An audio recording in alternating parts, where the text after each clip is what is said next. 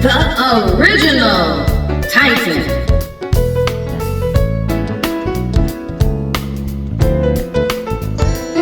Peace, family. We're coming together to talk about time space and its organization of intelligent life and forms. But let us be clear about this concept. We are here on the planet at this time to lay the foundations for the new age, and we do it by using the concept of time space. In order to put things into its proper place and to organize, we have to know what we're working with. We're working with energies. So let's talk about three energies in specific. One is called Adam, one is called Eve, and one is called the serpent or the devil. Now, Adam represents pure energy. It is the divine masculine. But let's not think of it as in terms of gender, because men and women on earth have this energy in the form of duality. So when we think of pure energy, depending on what goal that we have, we use the energy for creativity. Energy is not creative, not by itself. Energy has to be directed. It has to be instructed. It has to be molded. This energy's job is to submit to and carry out the will of the creative energy. That's it. Let's go to the devil, also known as the serpent, represents bright consciousness. Now, I know that we haven't been taught this. We were only made aware of the devil being evil. But to describe this energy, bright consciousness, and in layman's terms, that means that it is extremely aware. This is an energy now. Extremely aware of all things, all aspects. Nothing is hidden from its awareness. Wow, that kind of sounds like how Adam was portrayed in the Bible. He knew everything. He named everything. So how did he get to that point? Just being pure energy. The symbol for the devil was the wise serpent. And a serpent represents wisdom. It represents knowledge due to its ability of having that bright consciousness. Because the devil had this energy, does that make bright consciousness a creator? No. Let's break down the difference between awareness and consciousness, which both belongs in the bright consciousness of the devil. Awareness is realizing the existence of something. But what about consciousness? Consciousness is recognizing the components and the inner workings of it. In order for us to create a time space that is suitable, we have to use awareness and consciousness and know the difference. Let's go to Eve now, the creative energy.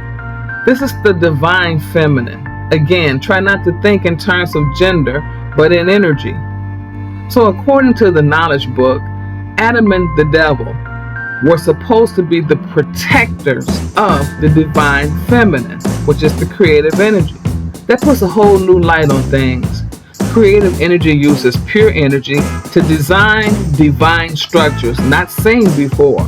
Once pure energy submits to the divine archetype of creativity, then bright consciousness becomes aware of it by acknowledging it and including it into the organization of time space.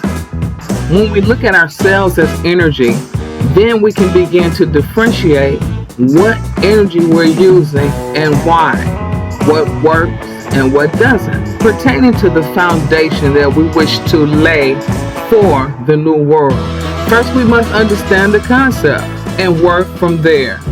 We are touching parts of our brain that haven't been active before, and it may not feel so pleasant to try and encapsulate this information, but keep imprinting until it yields the powers that may seem supernatural to the world, but it's actually your natural birthright. This process calls for us to self-evolve. It is for those that intuitively know that there's more to their makeup as a human than simply complying to a system that is determined to keep our consciousness satiated with meaningless distractions that will never promote our multidimensional selves. Time, V4H3.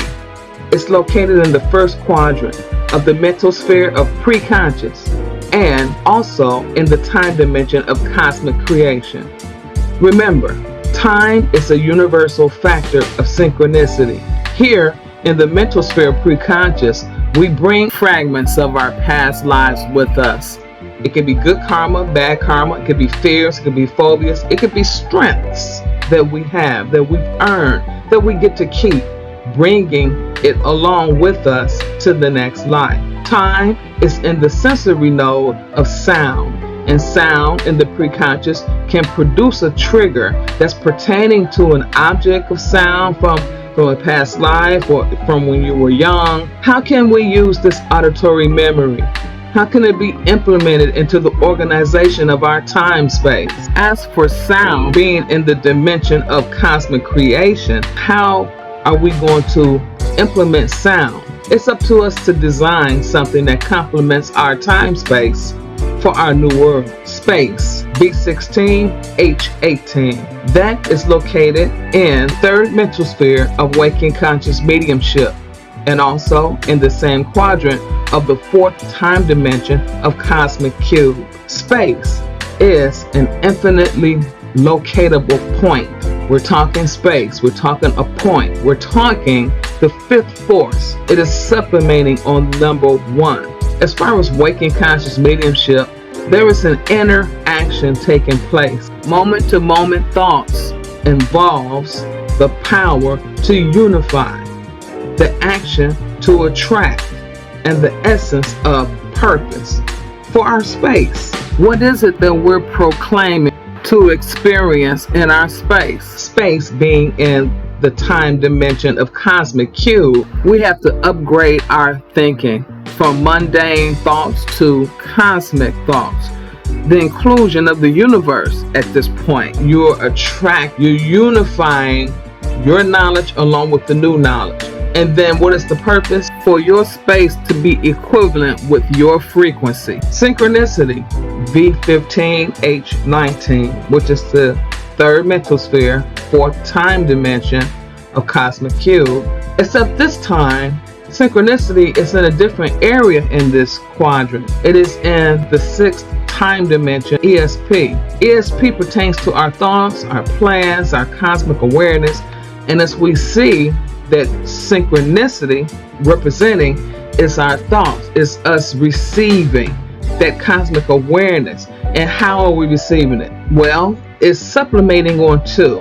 Sublimating, of course, means an interaction, and two is the magnitude and the extent of our receiving this inner activity. It's intuition, deja vu, gnosis.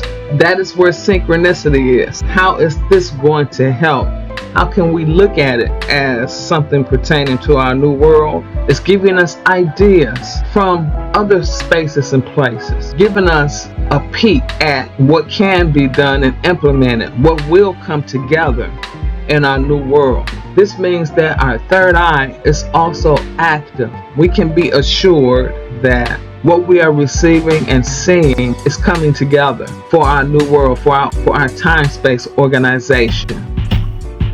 If you would like to learn more about the Hollow Mind Perceiver, contact me at theoriginaltitan456@yahoo.com.